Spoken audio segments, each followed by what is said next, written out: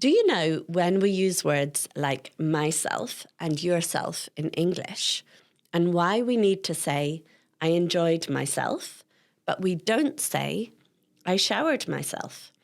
I explain everything in this video. Hello, I'm Shona and I run the website Perfect English Grammar. We help millions of students every month improve their grammar and their English. So, what kind of word is myself? It's an example of a reflexive pronoun. We use reflexive pronouns when the subject and object of a sentence are the same person. For example, in the sentence, Lucy looked at John, the subject, Lucy, and the object, John, are different people. But Lucy can also look at Lucy in a mirror. In this case, the subject and the object are both Lucy, and so we need a reflexive pronoun. We say, Lucy looked at herself. The object is the same as the subject. We don't say, Lucy looked at her.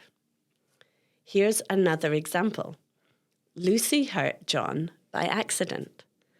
We can use the verb hurt to talk about hurting another person, John again. But Lucy can also hurt Lucy. Then we need a reflexive pronoun. Lucy hurt herself when she was chopping vegetables. The object is the same as the subject. We don't say Lucy hurt her when she was chopping vegetables. There are 8 reflexive pronouns in English. Myself. I taught myself to play the guitar. Yourself. You should be proud of yourself. Himself. He blamed himself for the mistake. Herself. She cut herself on the knife. Itself. The cat cleaned itself after eating. Ourselves. We introduced ourselves to the new neighbours. Yourselves. You will all enjoy yourselves tonight. And themselves. They looked at themselves in the mirror. We can use reflexive pronouns in different structures. 1 is the direct or indirect object. I cut myself. I bought myself a new car. 2. After for or to as the indirect object. He sent a present to himself. I made this cake for myself. 3. After other prepositions. She believes in herself. With certain verbs like enjoy and amuse. We enjoyed ourselves at the party. And 5. After by to mean alone or without help. I baked this cake by myself. First, we can use reflexive pronouns as both direct and indirect objects. He washed himself, direct object. He bought himself a gift, indirect object. Here are some more examples. I cut myself. She hurt herself while she was cycling home. I bought myself a beautiful dress. We use reflexive pronouns as the indirect object after for or to. I made this cake for myself. She booked a hotel room for herself. He cooked dinner for himself. We use reflexive pronouns after other prepositions to show the action of the verb is directed back to the subject. For example, if we compare I'm proud of you, I'm talking about another person, but I'm proud of myself, the action is directed to the subject. Here are some more examples. They believe in themselves. He looked at himself in the photo. She is pleased with herself.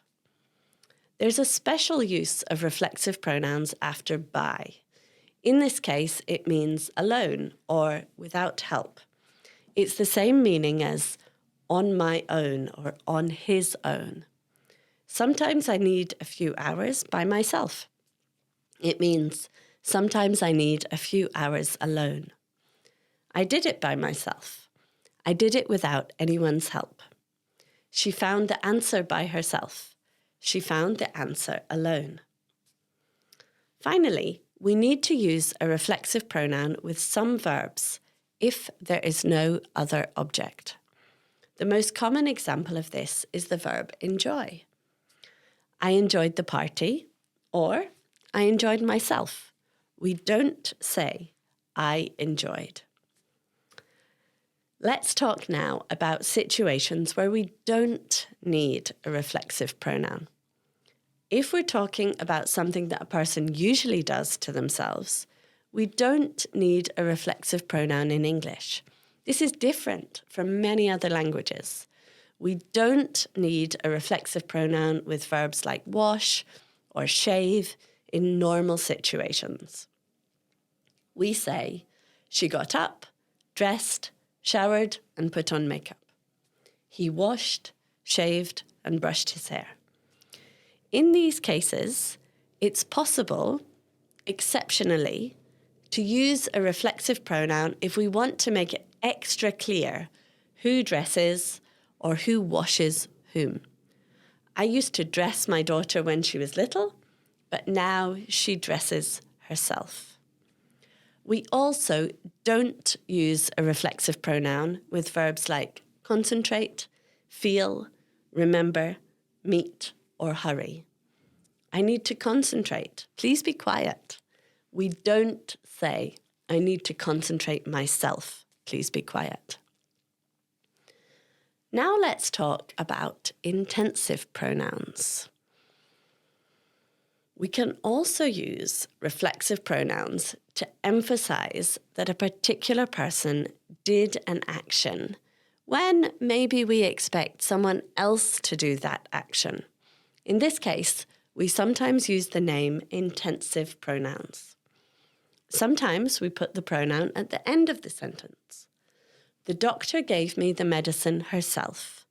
This means the doctor did it and not anyone else.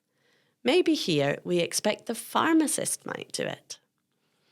Or we can put the reflexive pronoun after the subject to emphasize that the same person will do the action. Again, I myself will finish the report.